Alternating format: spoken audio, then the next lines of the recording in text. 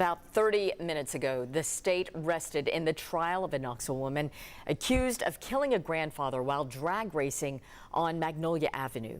As its last witness, the prosecution called the mother of two children badly injured in that 2023 crash. Trinity Clark is charged with vehicular homicide and drag racing, and she was also driving on a suspended license. 10 News reporter Andrew McClung joins us live once again from court late this afternoon. Some new developments, Andrew.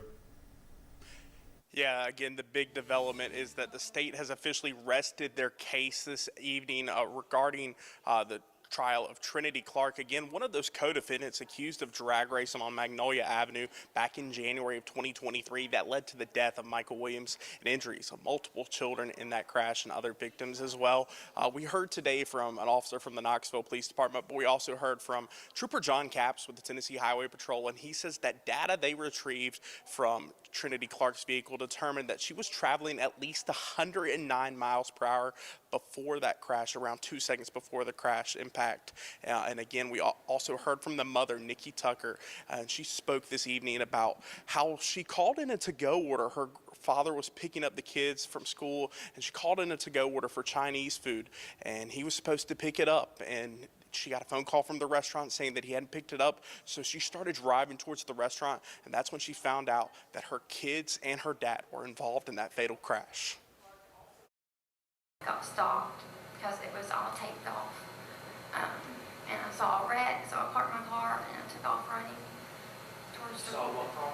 I saw the wreck, so I took off running down Magnolia to try to find my family, my kids. A police officer stopped me. He's like, "Where are you going? This is taped off. You can't come in here."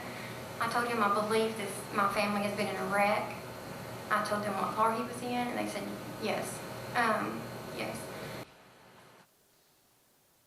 It was an emotional time in that courtroom, as well as photos were shown of the children.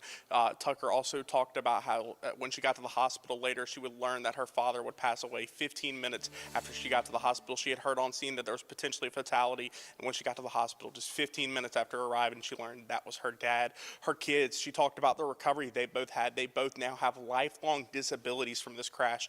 And again, we also heard from a medical examiner who talked about the autopsy of Michael Williams as well. Well, more information about that online on our website coming up later this evening. But for now, reporting live here in Knoxville, I'm Andrew McClung.